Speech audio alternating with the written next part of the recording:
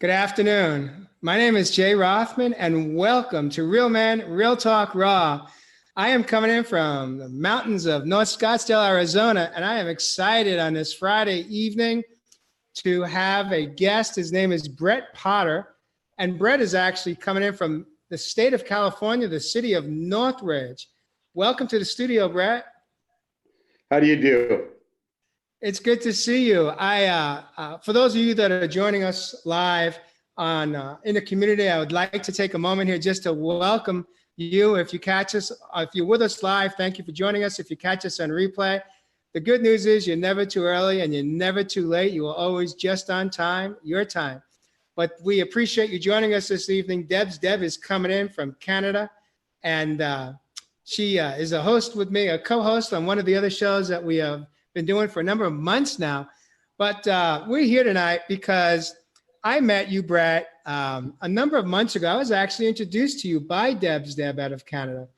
And I don't know how you guys met, probably just through Facebook, but she said to me that you are somebody that I need to meet and get to know. And so she made the introduction, and we actually did a video chat a number of months ago. And I learned about your story. She actually said, you're someone that I really need to get to know to have on a show. And when we got together, we spent, I don't know, maybe close to an hour just having a conversation. And I knew by the end of the conversation that she was right. You were somebody that has a really an amazing story of going from surviving to thriving. And then you didn't really jump into the studio so quick. It's been many months. But what you did do was you started to show up on my feed, on my Facebook pages, and always engage and interact. And every time you have shared your own perspective in life, and as it relates to some of the questions I propose, I've always been blown away and just awestruck on how aligned we are, and the words you speak and the language that you speak it in totally resonates with me in my own journey. And so with that, again, I'd like to welcome you to the studio. I do want to say this, Brett, is that if something should come up through a question that I ask of you, and you feel uncomfortable and it's just not someplace you want to go, you can set a boundary with me, a healthy boundary, and I will respect you in that moment, and I will back off of the question. But I have a feeling that may not in fact happen, because what you have said to me on a number of occasions is there are no secrets anymore. You just speak your truth, and you're comfortable with what your truth is, and you're comfortable with your backstory, because that story is what got you to where you are today. And so with that, welcome to the studio again. We got Debbie Garcia joining us. We have Mary Kelly in the house. David Amerson coming in from Florida. Thank you for joining us. Priceless Jewel coming in from South America. Wow. By the way, let us know what state or country you are coming in from, because I'm always excited to see, especially those coming in from out of the country, and to acknowledge your presence. And so thank you so much. Dale Davis also coming in from Canada. Thanks for joining us. So Brett, tell me what it was like for you when we first met, and we'll get into your story in a few moments here, but tell me what it was that attracted you to pursuing the conversations and a relationship that we have in fact developed. And what has that been like for you? Yeah. Well, anyway, thanks for having me. I'll tell you what it was, flat out. Similar age. I think we're a few years apart. I'm older, obviously. And fitness and thriving. I choose to live today. You wear those shirts that say, I choose. Well, I choose life. I choose living. I choose to be present. And so when I see a guy at my age, fit, conscious of the invisible side of life, not the stuff, not the things we drive and touch, the important things in life, the things that are going to go on for long after we leave this realm. And then you were that guy. I think we connected on a mind and a soul, but fitness is my thing. If when I don't judge any human being for not being fit, but I think your body reflects your consciousness, and I related to that, and I thought, well, I think Deb did introduce us. I saw a picture of you, and I said, huh, and I just so we picked up that conversation that day, and it was like we had spoken a million times before. Yeah. Yeah, I agree with you. And you know what attracted me to listening to you and paying attention, really paying attention is the choices you make in your life today, which is very different than how you lived your life for prior decades. Right? Oh yeah. So and we'll get into the fitness part and what your life looks like today, but I'm just curious, with the way you used to live, were you as passionate about the unhealthy tools you reach for as you are for the choices you make in your life today and the physical fitness and all? Yeah. Absolutely. I'm wide open when I commit to it. And I did it on the self-destructive line. So, and I told you the other day when we spoke, I don't beat myself up for that. I wouldn't be here. I heard in the rooms, hey, they used to say, I'm a grateful alcoholic. It gave me hives. I didn't get it. But without that part of my life, nothing. I'm not here. I'm not present. I wouldn't be married, and my kids wouldn't be calling me. I wouldn't be part of their lives. So without that, nothing. And doesn't matter what I do, Jay. Yeah, bike riding, skiing, climbing, dogs, and alcohol. When I did it, it was wide open. Mach 5.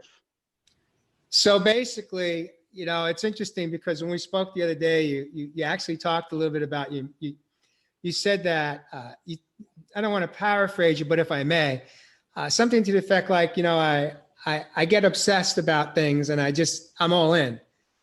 And you referred to that even in your current choices and your lifestyle today, that you saw it as somewhat of like an addiction. And I somewhat challenged you in a moment, and I said, I kind of don't see it that way. I see it more as you're a man who, when you are passionate about something, when you believe in it, you're all in. Oh yeah. And that's a different way to look at it. It's a different set of lenses to see it through. Oh, sure. But I could easily look, when I hit my rock bottom, I had been battling 5 different addictions, and mine didn't include alcohol and drugs. I had different addictions, but that were my alcohol and drugs. It just wasn't those two. Sure. I was probably as passionate about those addictions as I am the lifestyle that I live today, because it's just the way I'm wired. It's not that I have addictive tendencies or personality traits. It's just that when I'm in it something, I'm all in. I don't know how to do something halfway. Now, I'm not saying that that's a good thing or a bad thing. It's just as I'm aware of it. Right. Awareness is a pretty big deal. Awareness? Self-awareness. What does that mean for you? How has self-awareness changed your life? I remember my first night in a rehab lockup facility. The psych nurse says to me, so awareness, the difference between people that take the turn, it doesn't matter what turn you're taking, but in mine, it was alcohol. That was what I was, that was the beginning of the change. So, but this psych nurse got me, and she says, it's self-awareness. Are you, because I said something like that it had gone too far. The switch, it had flipped. And so millions and millions of people can drink. My point about alcohol is not normal drinkers. My thing was my whole thing switched. So when that switched, it was just a spiral. And but so when I say self-awareness, I should preface the whole thing. I use words that in my connotation, awareness, spirit, God, soul, all sorts of words, but they relate to where I am today. So yeah, self-awareness is just a key deal for me. I take my inventory more than I should. I don't beat myself up when I'm down the wrong path. I don't go down rabbit holes, but I try and stay as present and real as possible.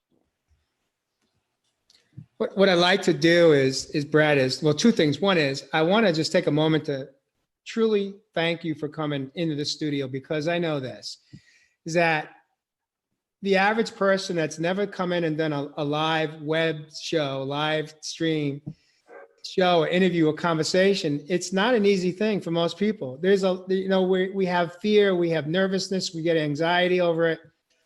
And I know that you haven't done this before, and I know that there was some intrepidation on your part a number of months ago when I first invited you in, and so I backed off, and I just allowed our relationship to kind of develop in a different way, just through conversation, through our writing, through our Facebook feed. But the funny thing was that you've really been heating up lately, really been heating up in the conversation when I post these really thought-provoking questions a couple times a week, and you're always deep diving right in there. And your words come from a space that for most men that I have met in my lifetime is very unique. It's not coming from the ego space, but your words come from intuition, and they come from, they very much have wisdom behind them. And the wisdom comes because you have been there. You hit a bottom. You probably hit more than one bottom in your life. Oh yeah. Right? Oh yeah. And you found your way out of that rabbit hole. You found your way out of the darkness of the night, the dark night of the soul. Sure.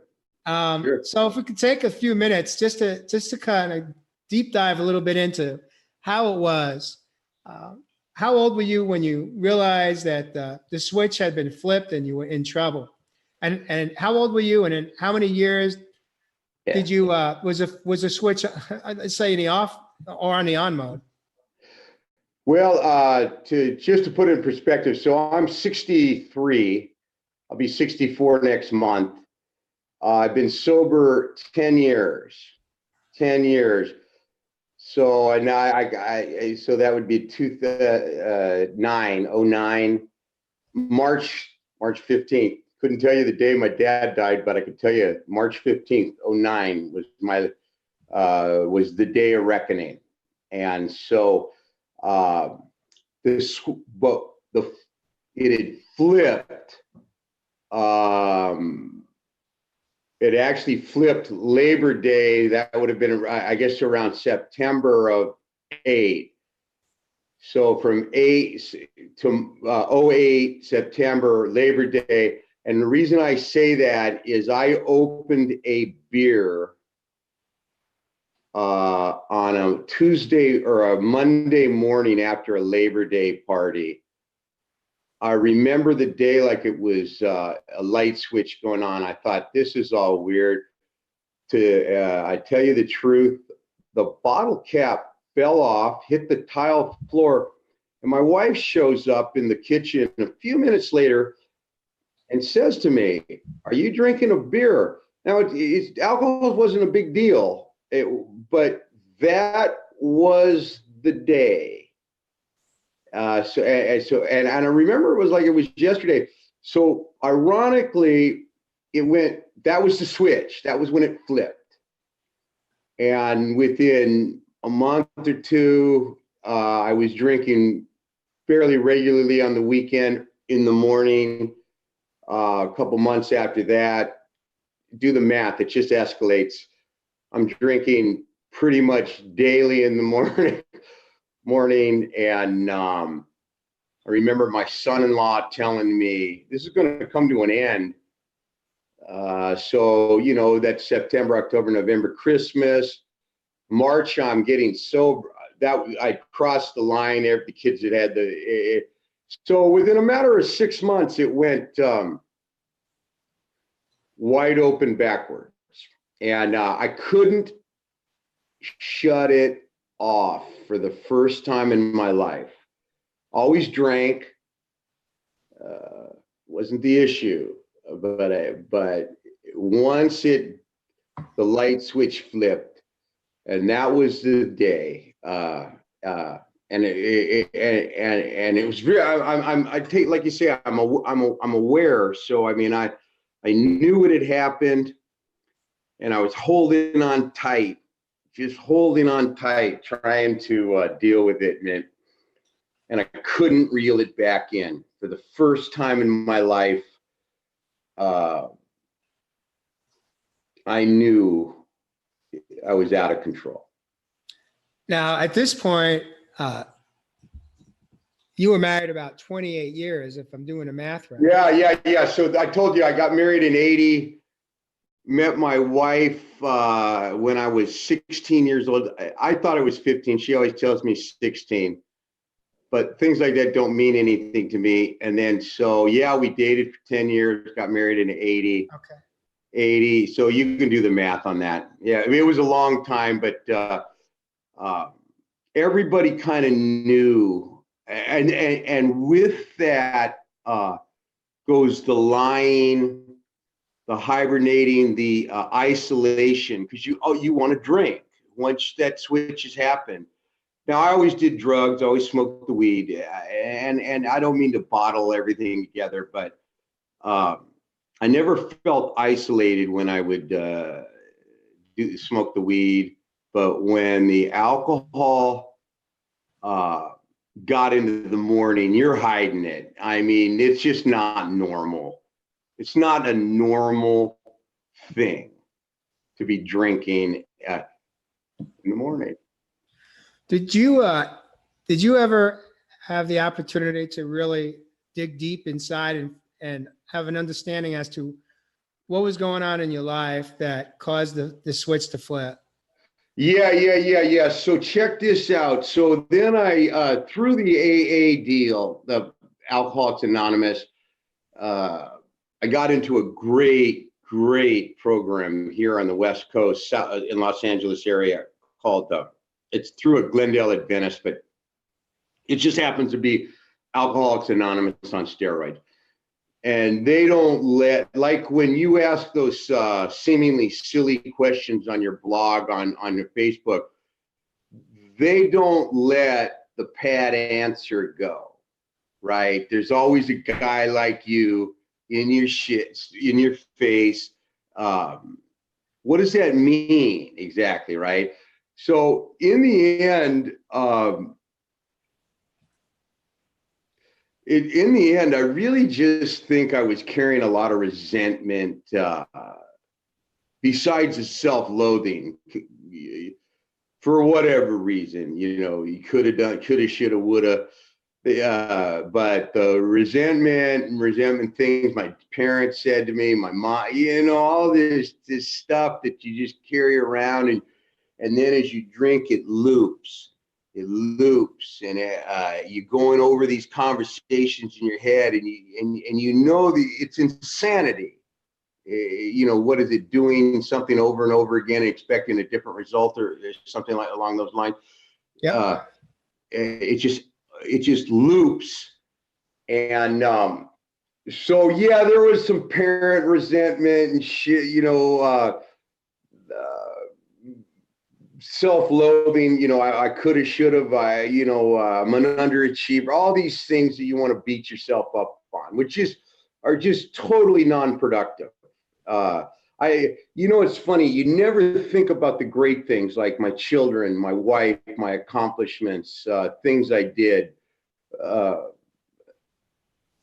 things I'm good at. You always want to beat yourself up in these looping deals. It's just a rabbit hole, and if you're Yeah. going down that thing and you become a professional at it. So it's time, you light yourself up, you numb yourself, and you go into this pattern. And anybody who's drinking knows what I'm talking about. It's this conversation that's going off in your head. Well, I'll share a little secret with you, Brett, because today, we both live an honest life, right? It doesn't matter if it's alcohol or any other drug of choice. Once the switch is flipped, it's off to the races. It's not just about alcohol and pharmaceuticals or illegal drugs. It's every addiction. When you're in it, and there's no stopping you. It's very difficult to get out of that loop, that cycle. Oh yeah. When you hit your bottom, you went to rehab, is that right? Yeah. So the bottom was, I had an intervention. I have this incredible son-in-law who doesn't laugh at my jokes that much. Great daughter, but he was the one who told me probably 2 or 3 months before that March 15th, this is going to come to an end. And on that intervention day, and here real quickly, one time I turned on TV, the recorded things that are on the DVR, right? Must have been 50 or 70 of these intervention shows. Yeah. I mean, all my golf stuff is deleted. So I'm thinking, I didn't get it, I didn't get it. But a couple of weeks or a week later, my daughter says, Daddy, Nick, that's my son-in-law, wants to have a conversation with you. And I'm thinking, well, maybe they want to pay rent or something. Long story short, it's a day. It was the day of reckoning. That was March 15th. So wait a minute. Did he have all those interventions on there because he was studying how to do it the right way, or was that the supplement? I think it was kind of So to give you an idea of how that happened, my boy did come home. It went 0 to 60, and you're drinking too much, this and that. I go outside. My wife and my daughter and my son-in-law are all crying around the counter. And I realized right then, just like I'm speaking with you, as I looked through the window and I saw him, I said, I'm going to be that guy all alone. Everyone's fed up with his bullshit, and I'm going to be alone. I'm going to be that guy eating in the restaurant all alone. So I say to him, I walked in, I said, how's this going to go? And my boy, at that time, 10 years ago, so he is 26 or 7 years old. He opens his briefcase. He says, you can go here, here, or here. And he's got the brochures, color brochures. So somebody's gone by and talked to these people. You can go. And I say, well, those all look good. Why don't you leave those on the counter, and I'll give him a call this week. And my daughter says, oh, no, Daddy, it's not going like that. It's, you can go here, here, here today. And I said, well, this is all messed up. I'm not prepared. I'm not packed. I'd been drinking that morning. She comes around the corner with my suitcase packed. This is an intervention, Jay, just like right out of TV. Oh, and they did their homework. They did their homework. They mastered the skill. Oh, yeah.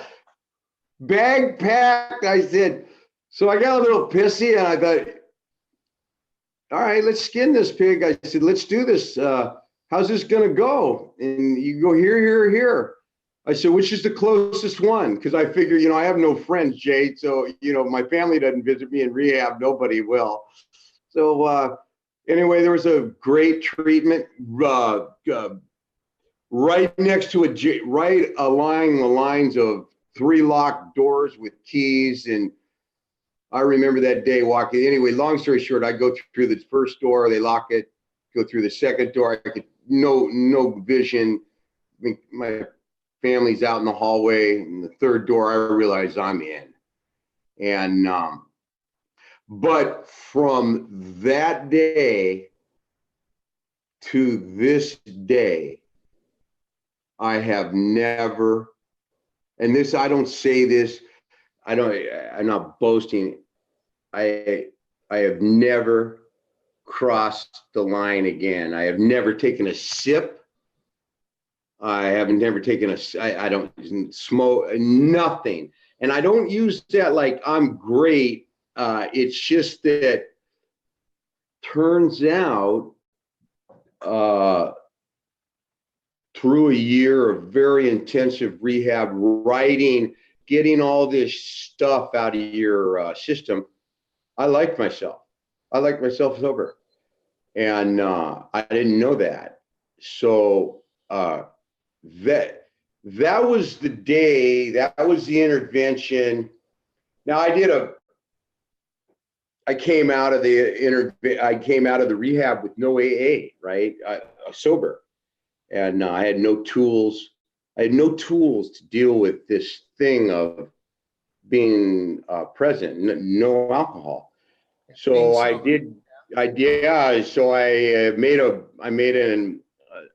stupid comment to my son, not my son-in-law. He went and told my son-in-law what I said, and then next thing I know, the county's showing up. I got a 5150 for saying, "Just get me a gun." Okay, it was a joke. It was an off-color joke. So then I get locked up into a psych ward at a great hospital, and that started the rebuilding. I was sober, never drank again, went from rehab to that point, but I didn't have the tools. And so when I got out of the 5150, that's in California. I don't know if that's nationwide, but in California, basically you're locked up for threatening body harm, personal harm. And it gave me, I met the greatest first person in my sobriety, which was this psych nurse who got me. And then she got my kids to get me to AA. And from AA, I got Glendale Adventist. And that started the healing. That was the process. But for me, having crossed the line, there was nothing. This was not a self-doing thing. I'm not. I didn't have the tools that AA provided. So, which is a 12-step program, and that's where I am. Let me ask you this, Brett. Do you think that your son-in-law saved your life? Do you think that your son-in-law was an angel brought from God into your life? Nobody could have done what he did. And I have a unique relationship with him. He's a very competitive kid. He's a foot taller than I am. He's a kid's huge, but he's brilliant. Yeah, oh yeah, absolutely. He married my daughter. Yes, absolutely, without a doubt, an angel. When I say angel, he's not an angel, but he chose this life. And if I guarantee you, if I wasn't part of the thing that he had to do in his life, I'll just take it for grace. But oh yeah, absolutely. No. Have you had the opportunity to have that intimate moment with him? And oh, absolutely. Oh, I built a house with them. Oh yeah. We ski together. This kid's, yeah. But bear in mind, he's also loves himself, and he loves taking other people's inventory. But I thank God he took mine. Are you kidding me, Jay? You have to have a man. You have to have someone in your life that. I'll tell you what he said to me that day on the counter when they're all crying and Daddy, you're drinking too much. He said to me, "This is the decade before they had a baby." He said, "And you'll never see your granddaughter." And I think that they didn't have a kid for 8 years after that, but he said to me, "You will never see." He probably said grandchild, but she ended up being a granddaughter, and 8 years before they even had him, because the kids don't have babies anymore early. They wait forever. But yeah, that's what he said to me. You will never see your grandchild. And that was a powerful statement in the moment, because it hit you hard. I do want to go back and say one thing. When I said that, you've given the acknowledgement to him for being the person that stepped in that helped save your life, and you answered yes.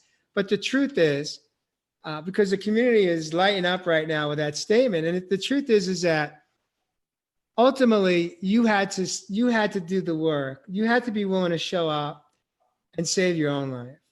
He was just the guy that brought you to the water, but he couldn't force you to drink it. Oh yeah. Right. Oh yeah. Make no doubt about it. I learned that, and yes, but that was a pretty powerful thing. And in the beginning, you have nothing. You're broken. So, but I could vision even in my self-centeredness and the disease, the dis-ease. It's disease. It's a disease, but for me, it was just a dis-ease of my consciousness. But I could vision clearly being restricted from seeing my grandchild when it happened. And that, I thought to myself, how does a 26-year-old say that to a 53-year-old? And not, I mean, that's a powerful thing. It's a takeaway.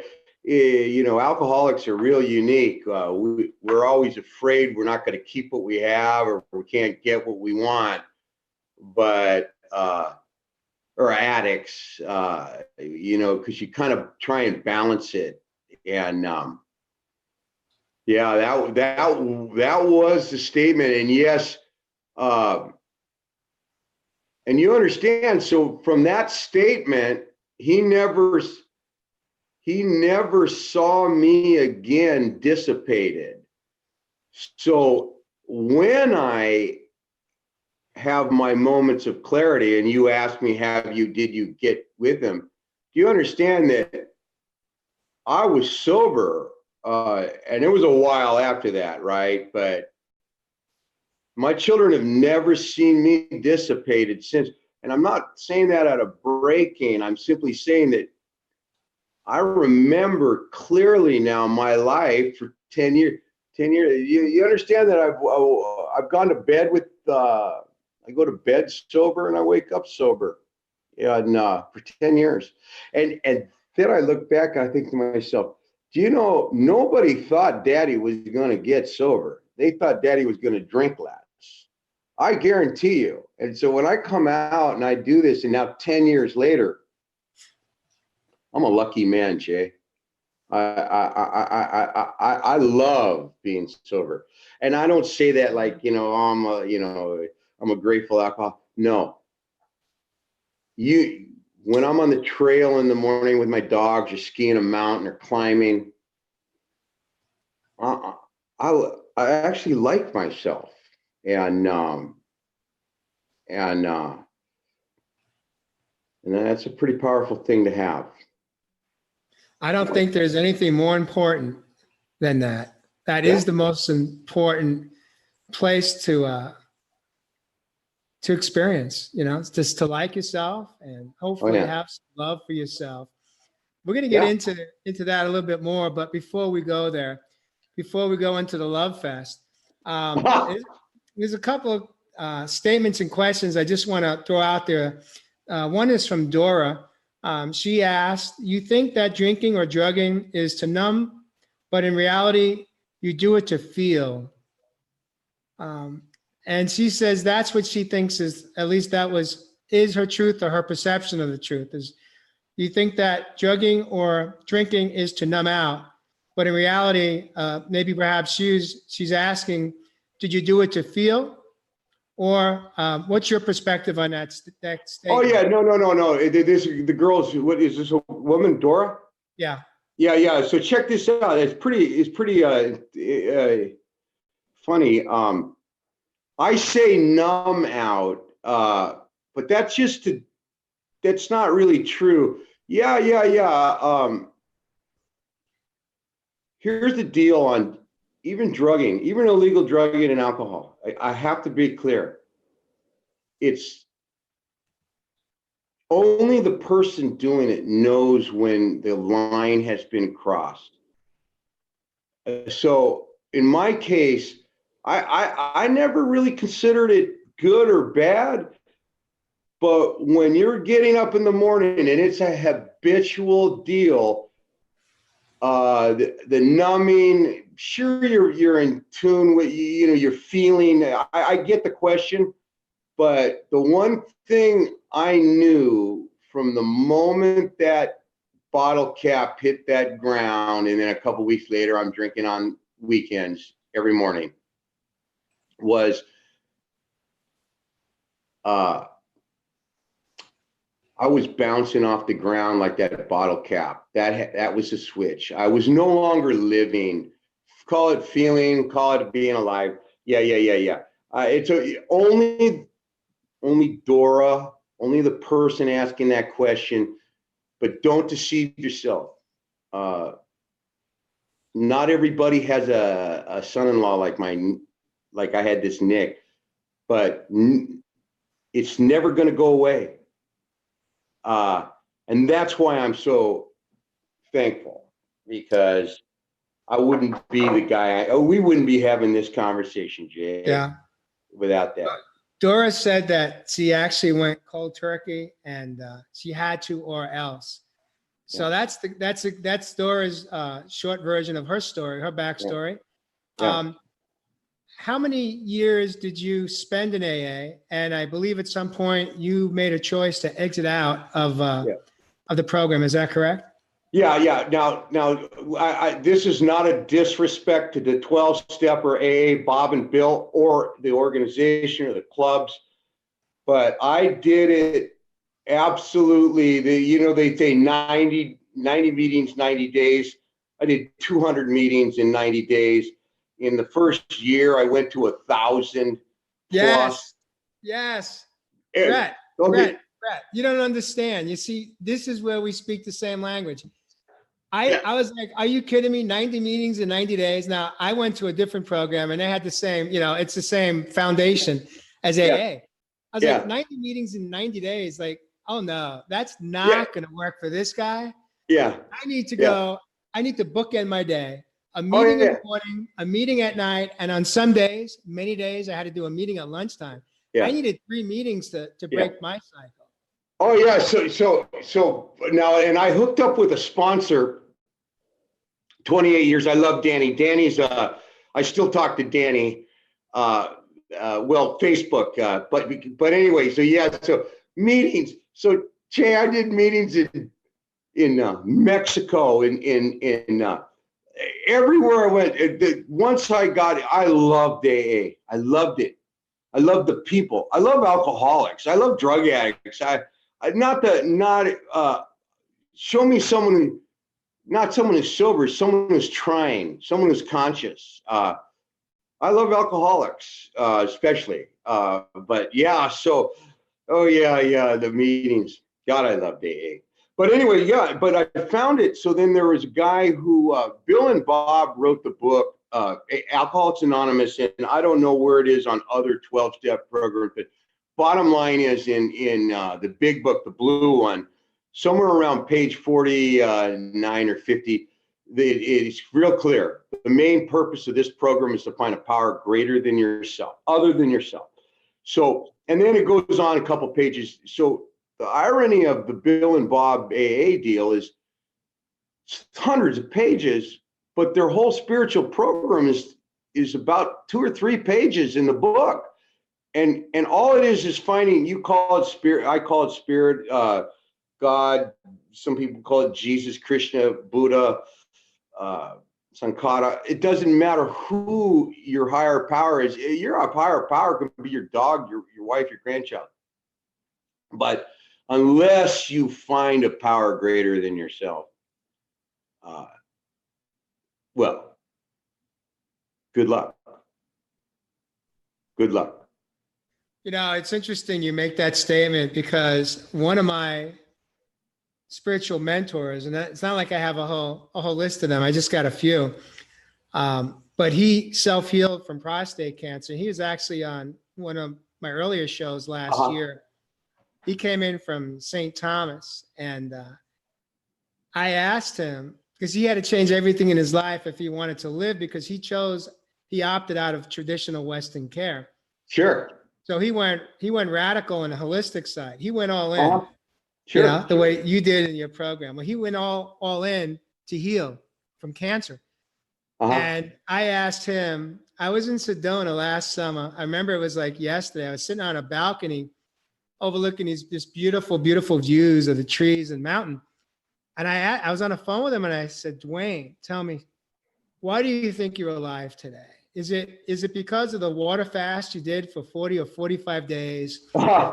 Was it going raw vegan for a year and a half? Right. Was it taking 6 months off from creating money for yourself and going back and living at home so that you didn't have to have the financial stressors and you could just be all in and focus on healing and connect with God, the source, the divine, as he refers to it?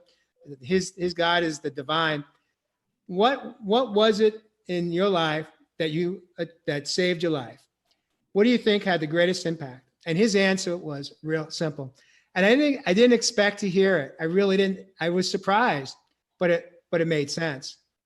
He said, if I didn't have divine in my life, if I had done everything else that I did, the water fast, the raw vegan for a year and a half, the no job, just focusing on connecting with myself at the most intimate level, grounding at the beach, the whole thing. If I didn't have the divine in my life, I would not be alive today. Right. That was the game changer for him. Yeah. And yet on the other hand, there's a lot of power in diet, for sure. But you know what? I see that thing behind you. It has mind, body, soul. Soul is divine to me. I think I mentioned the last one time we spoke.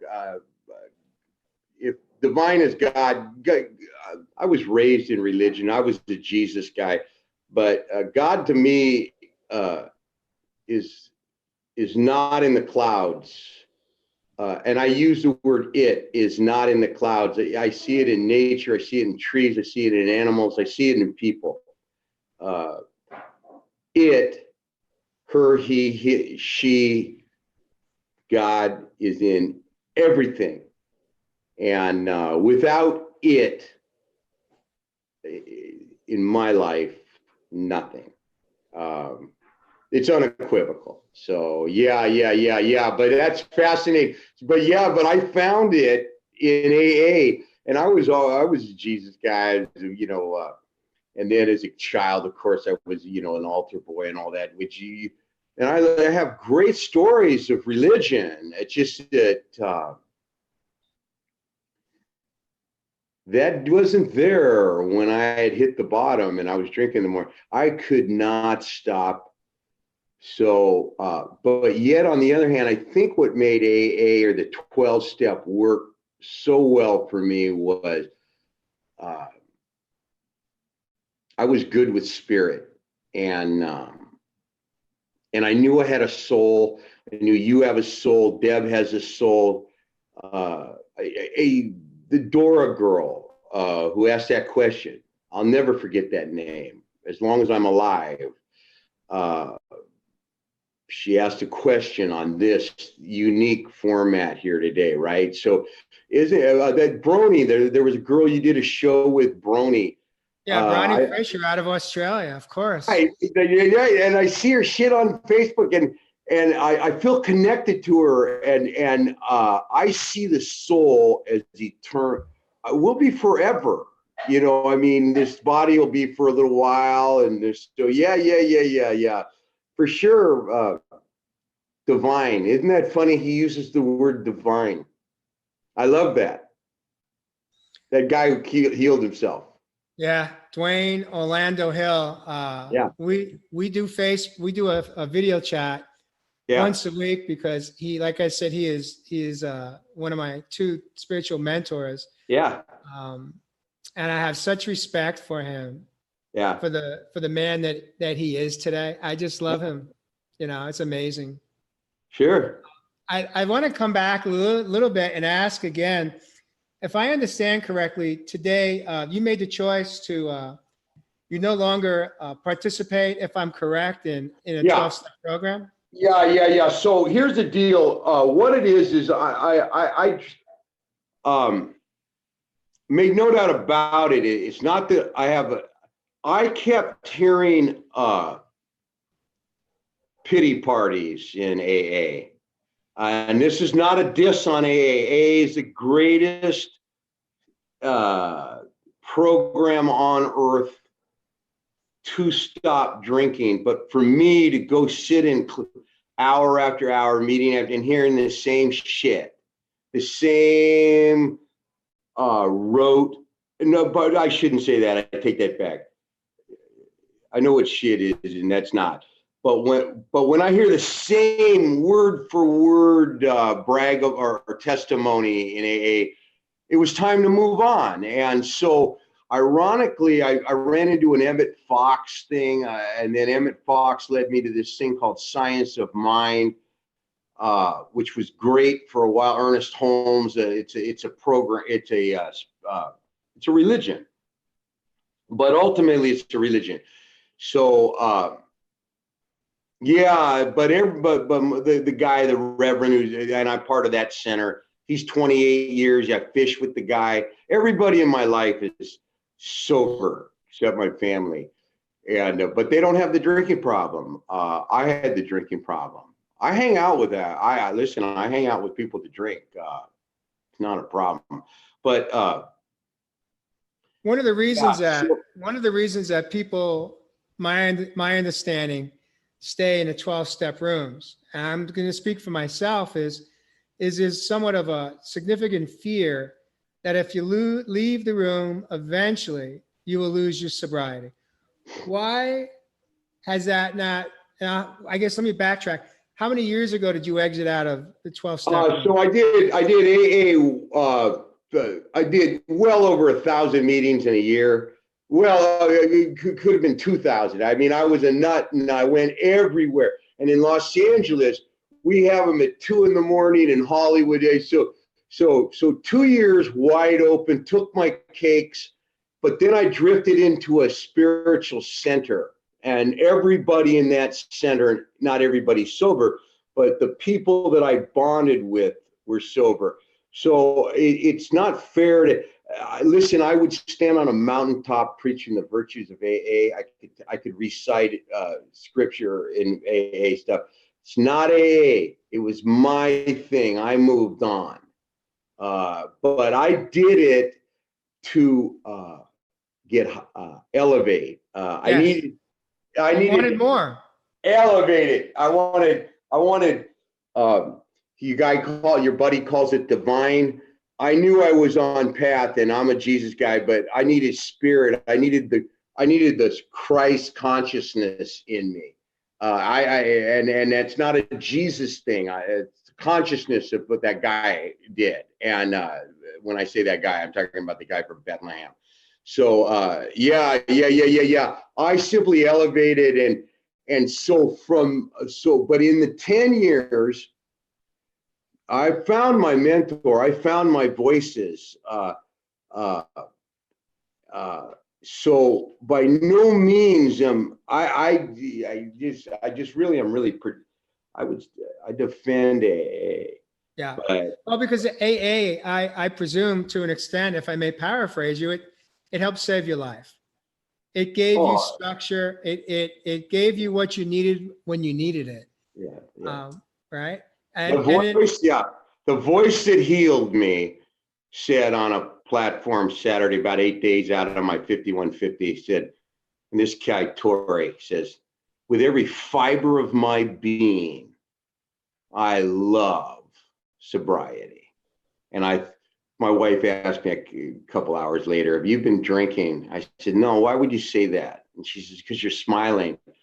But I heard that. This is what Torrey, this little guy couldn't be 5'8", 5'7". He says, powerful man. He says, with every fiber of my being. I said, I heard a thing on AA today as they come back from me. And I said, she goes, well, yeah, what? And I said, the guy said, with every fiber of my being, I love being sober. And I didn't know what that meant, but whatever that guy had, I'm right then in my chair, just like a light switch. I wanted what he had, and I got it. I found it. I found it in AA, and then I took it to another level. And now, my whole life is meditation, spirit. I have my mentor, my voice, which is a total different deal. I'm not even going down there here, but yeah. And with every fiber of my being, Jay, I'm a sober, grateful guy, and all my acknowledge. That guy calls it divine mind, spirit, the Christ. Yeah, in my whole life, every day, I get up and I'm grateful to my spirit, and I don't go to bed and close my eyes and pass out until it's all God. It's all God. It's all good. I'd love to hear you share a little bit about what your typical day looks like today. Yeah. Living an authentic, honest, yeah, sober life, but a life beyond your wildest dreams, as they say in the rooms. But you've exited out of the rooms, and you're saying it, but you're actually living it. Yeah. So what does living it look like, and what does it feel like? And here's a killer is I every day, and this isn't like Monday through Wednesday or Thursday or Friday, 7 days a week, 365 days a year for 10 years. I get up. So my kids think I'm nuts. My wife thinks I am up at 4:30. I don't set an alarm, but I drink water and I eat food at 4 o'clock in the morning, 4:30 in the morning. And then my body needs it. So 4:30, unequivocally, I don't care where you are, there's no sun up. So that gives me my hour for my deal. And every single day, I bounce on a thing called a rebounder, which is a small trampoline before I peak. I looked that up after you told me about that. Yeah, so this starts my day. Then it's still dark. I do my little meditation. I'm a Pilates guy, so I'm a hiker, runner, climber, skier. But before sunrise, I've usually been to a Pilates class, come back, take the dogs for a walk. Now it's dawnish, and this is every single day, Jay. Every single day, non-negotiable. This is non-negotiable in my life. I got what that. Is that? What is that? What does that mean? That's it. But I didn't even think about it till I read you saying it. So non-negotiable, 7 days a week.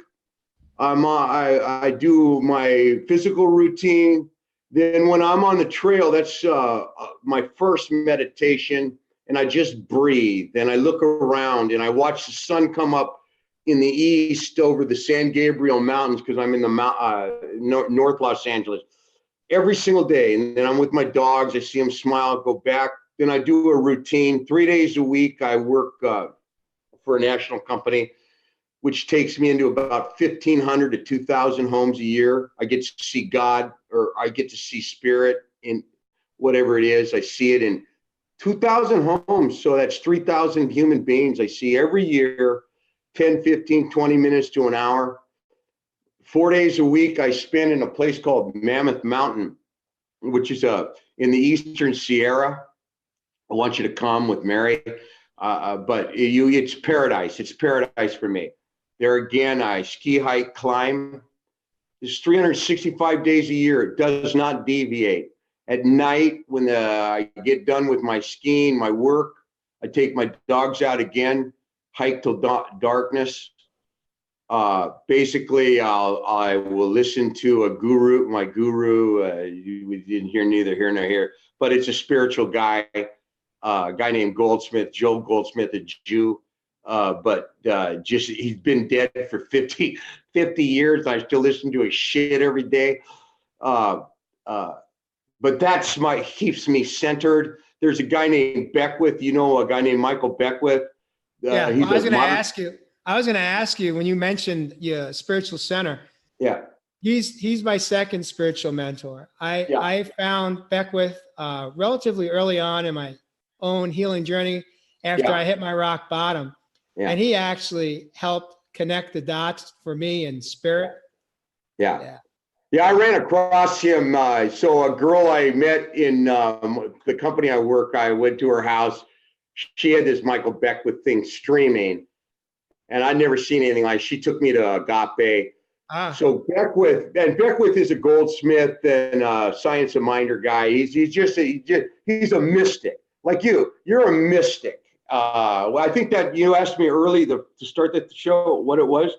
You're kind of a mystic, dude. The way you are with these people and what you do, I don't know if you get paid for this, but I don't think it would matter if you didn't. I don't. This work, what we do here is I do it coming from the soul space of just pure love, and I get something big out of it for myself. And what it is that what I get out of it is that I create these platforms for people to come forward that have a story to share, a special interest story, which is an interest because it's their life. Yeah. And how they came back, how they have come back to create a new life for themselves, to rebirth. Yeah. Yeah, it's like what you did with Brony and that girl, the girl who I responded to a Facebook thing the other night.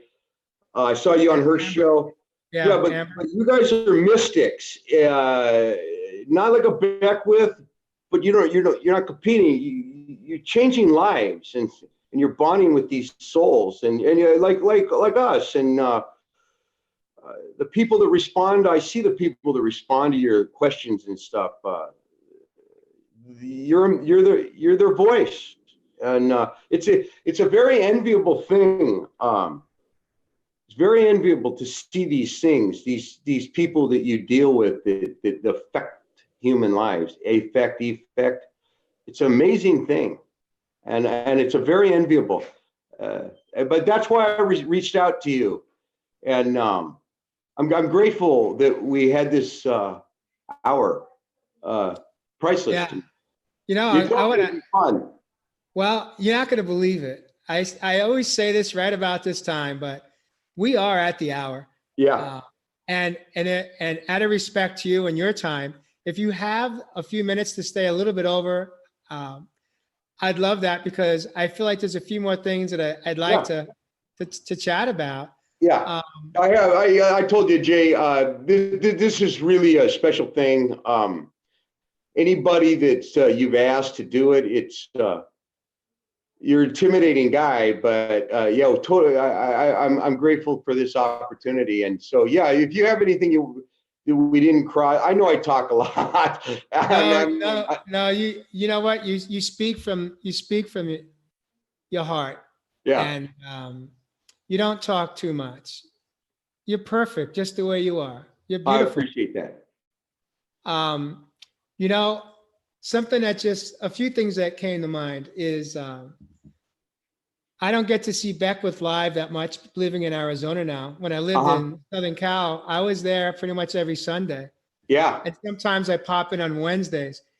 But the next time I come into town, I'd like to give you enough advance notice. And if it's possible that you could meet Mary and I there, I'd love to have the opportunity to sit by your side, give you a beautiful hug, show you some love, and then be inspired by the Reverend Michael Beckwith. Yeah, well, listen, if you do make LA, and no obligation, I don't know if you you have boundaries, but come meet my family, dude. You have dinner, and I live in the valley, which is about 30 minutes, 25 minutes. I live in Northridge.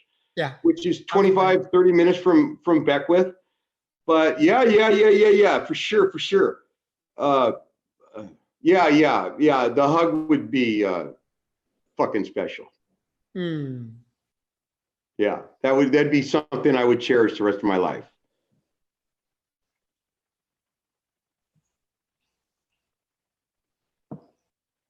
Yeah.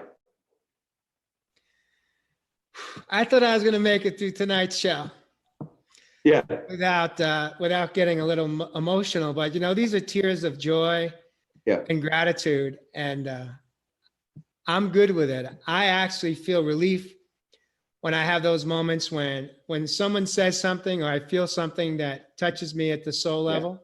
Yeah. And it bubbles up like this. It's all good. It's a Yeah. new way to live, and it's a healthy way to live. Sure. Is your family aware that you're doing a show, and are they watching? Are you aware? Actually, so my wife, who you will meet, she's been with me since I was 15, 16 years old. Yeah, she's. I mentioned a couple months ago that you were talking about this, and I thought, this is all messed up because I don't have a spiel. And you said you just handle it. We just have a conversation, and yeah, so Corey, I have her mom lives with us, which is what it is, and she loves it. And my kids, I didn't put this on my feed today because I wanted to be. I don't care that they go back and see it. I didn't want to have one thing thinking like I shouldn't say that, right?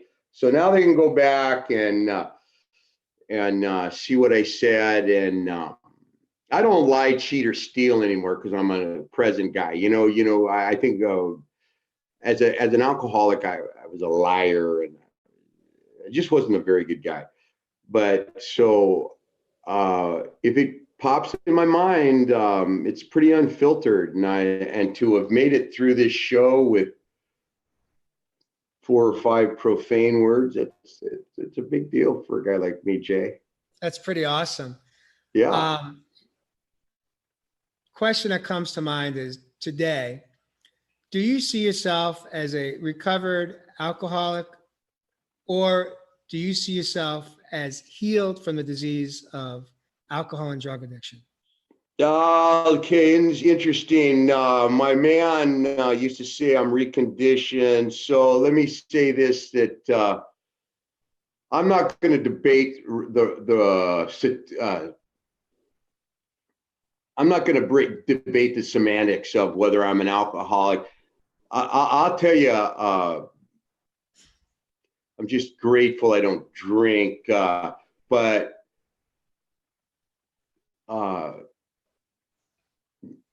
yeah, I don't hang on tight. And when I'm going to say this, one more thing about, because this was, that's really was my breakthrough.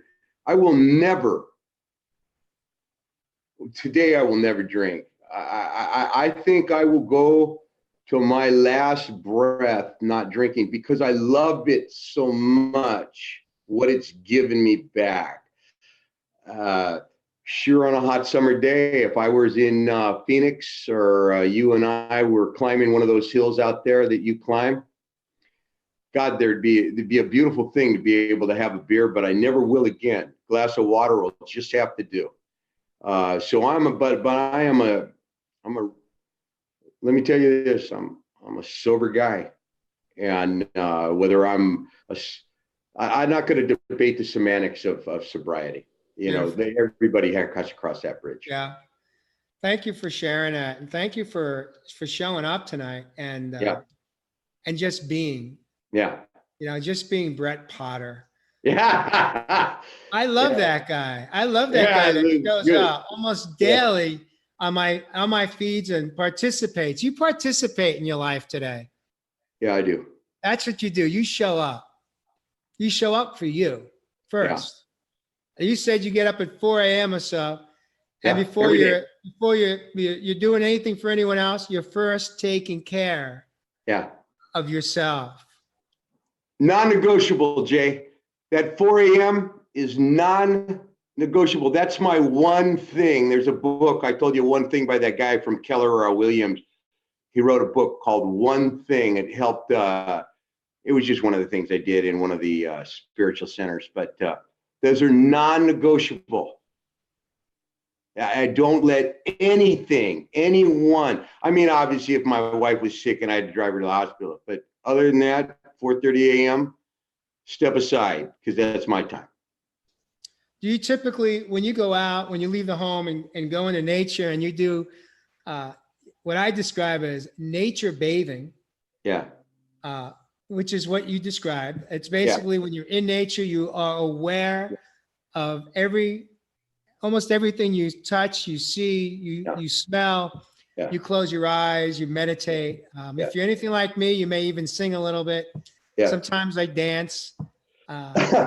Nothing gets in the way of me just being present and following what I'm feeling in that moment and having total appreciation for it.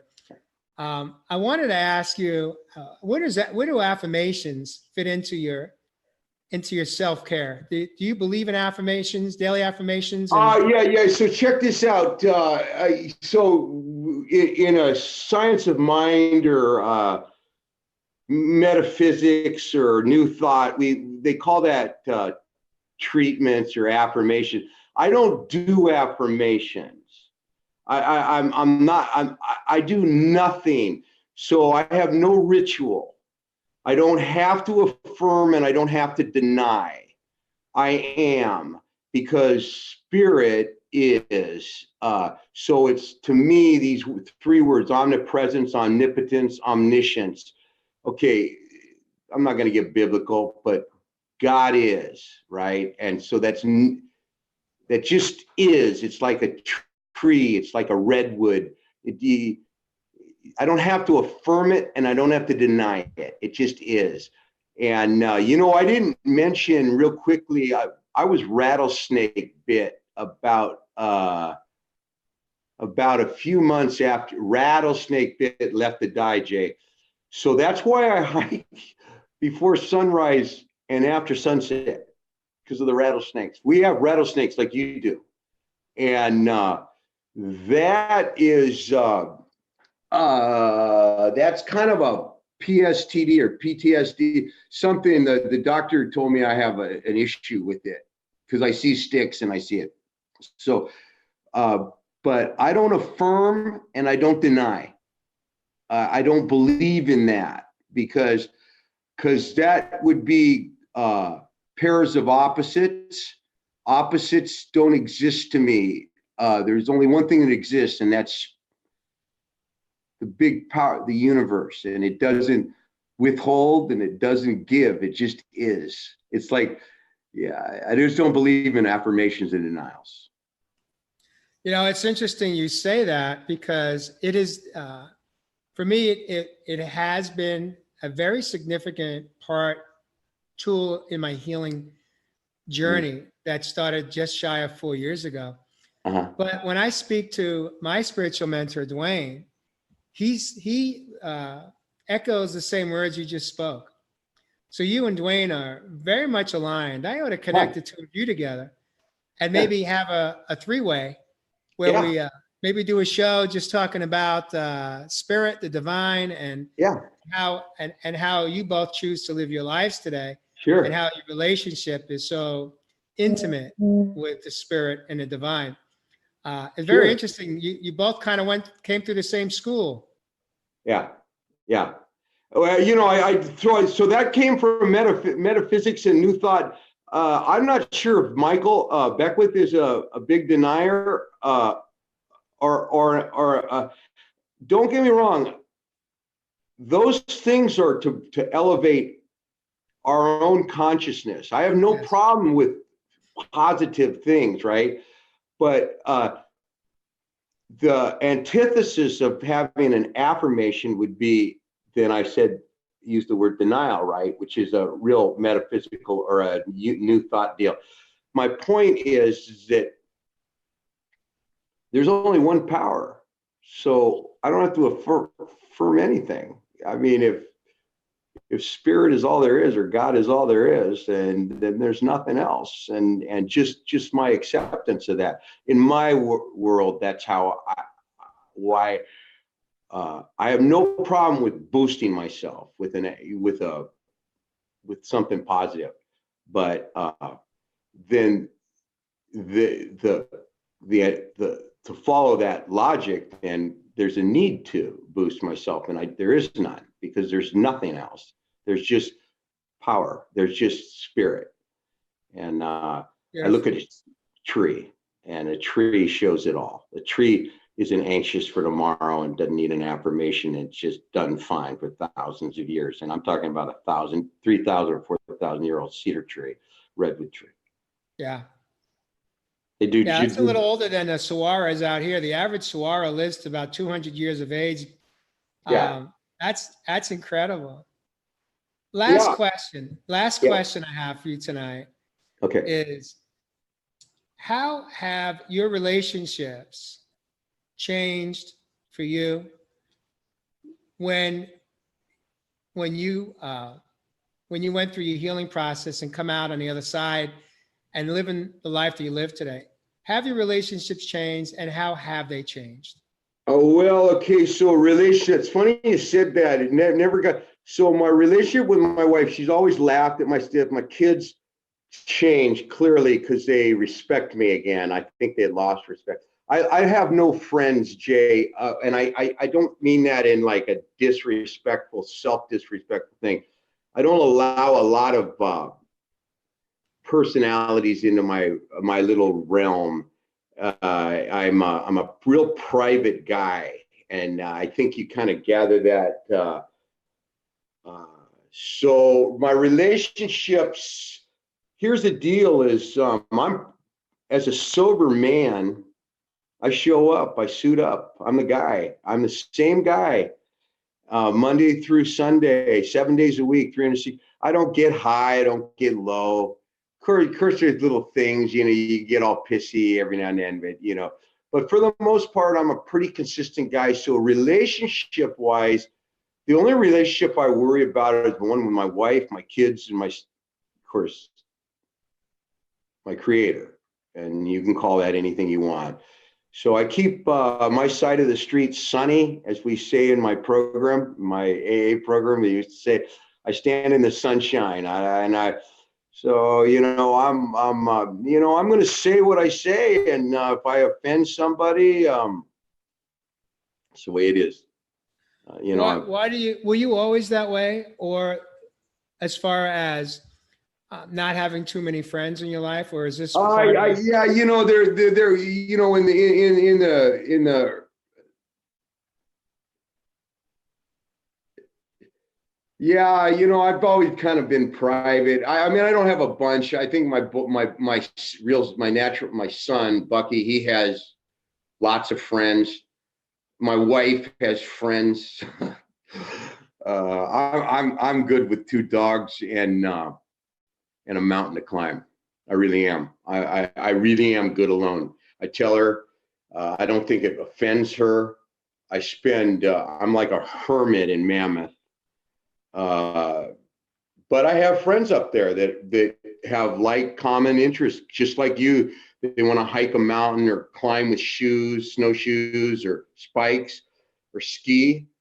And I'll go out, but then I go back into my same routine, because I'm getting up at 4 a.m, 4:30. Nothing gets into the way of that. So I go home and I spend my last hour or two at night either reading or listening to a tape of this guy who's been dead for 50 years, but he's my voice, man. And if you listen like Beckwith, Beckwith, you got to watch out for, because that guy will get you doing jumping jacks at midnight. And that's because he's doing the jumping jacks right on stage there. Oh, he'll whip off 50 push-ups. Yeah, And, I've witnessed that. Yeah, he'll whip off 50 push-ups one-handed, and his body reflects his spirit. And he's older than you, Jay. Is he? I think he's 60 something, isn't he? I don't know. I haven't asked him his age yet. Oh, I'd like to get him on my show one day. Yeah, let me tell you this. You're a professional, man. You told me this would be easy. I was I just took a deep breath and I went with it. And you have a gift, and I thank you for letting me express myself like this. This was so healing. I can't thank you enough. I want you and Mary to come to California. Yes, peace, man, peace. I love you, dude. This was so special, and I know you're a private guy. Meet my family, meet my wife, my dogs, and somehow figure out if you want to come to the Sierra just for some walking. It's called Mammoth Lakes, and the town I live in, and I live right on the mountain, Jay. You don't have to leave.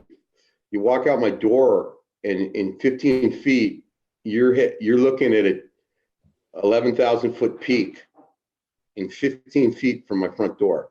Not a road. You're on the trail, man. And Well, bears. I accept. Bears. I accept your Yeah. invitation. We'll set a date Yeah. and we'll come out. Yeah. I'd say You real can soon. stay. I got plenty of room. Beautiful. Yeah, you stay right there, and you guys, because I'm a weirdo. You know, I'm gonna hike with my dogs, but you walk out and there's nothing for 100 miles between my front door and Fresno. Yeah, I want you to come. Okay. Thank you. Well, we Thank will you, man. plan it. We'll plan it. And thank you so much for the invitation. And we will absolutely take you up on it. We Yeah. will not have this conversation in 3 years or 5 years, having not come Yeah. out and spend some time. Yeah. It will happen. We will make it Yeah. happen because you and I know that when we want something, we manifest it. We make it happen. We don't talk it. We walk it today. We spent a lifetime absolutely. talking it, right? Yeah. I'd like to ask you to put a pretty bow on a show. And what I mean by that is, if you could share some closing thoughts and words that maybe somebody that is listening with us live or on replay needs to hear, that maybe they are struggling in their life with anything. Okay. What words would you say to them? Okay, here's what I'd like to say is this thing, my voice, my cadence, it's not the issue. The issue is, as low and lonely as I was, I always knew there was a way. And if I just would tell you this, if I'm not going to glamorize the drugs and alcohol, but if I could I turned my life around from I was not a real likable guy, right? I mean, people laughed at my shit, but I turned my life around. Today I work for a company, and if my hands are moving, I'm making money, and when my hands stop, I'm out the door. And today, when a lady, an 80-year-old, asks me to have a cup of coffee or something with her, I'll stop. Why? Because I changed. I changed. I changed. And I just listen to them. I don't even do what I do. I love talking, but I just listen to them because I realized, but if I can change my life from a guy that was so self-centered to a guy that will sit with a woman and have a cup of coffee and just listen to her, anybody can. And it's worth it. Here's what I'm going to say. This is it. The Buddha says you waited 1,000 years to live this life. That's metaphorical, right? So I'm saying to that person, you waited 1,000 years. You chose this life to live. Do it. Do it. And if you don't, we'll get another turnaround. But I'm saying you chose, every person ever born chose this life. And there's a reason. Go live it. Choose life. Choose it. Choose it. It's happiness, joy, peace. It's all within. You don't have to go find it. It's right between your ears. That's all I have to say, dude.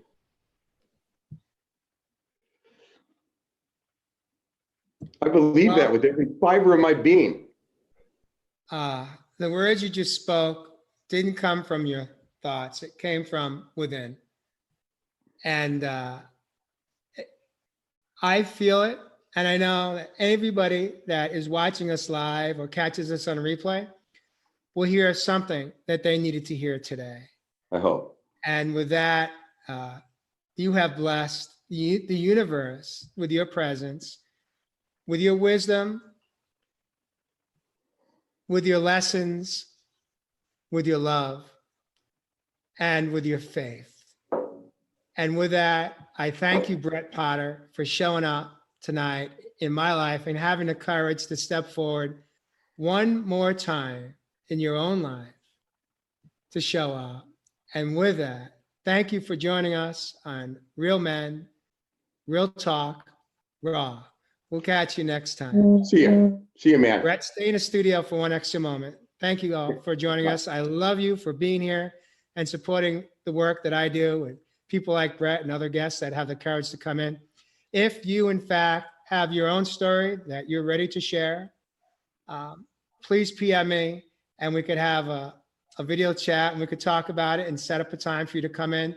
As Brett said, look, Brett got sober 10 years ago, over 10 years ago now. And he said on this show tonight that this show is just another layer of healing for him. And he was blessed because he had the courage to show up. So I invite you to show up. And we'll catch you next time on Real Men, Real Talk Raw. Thank you.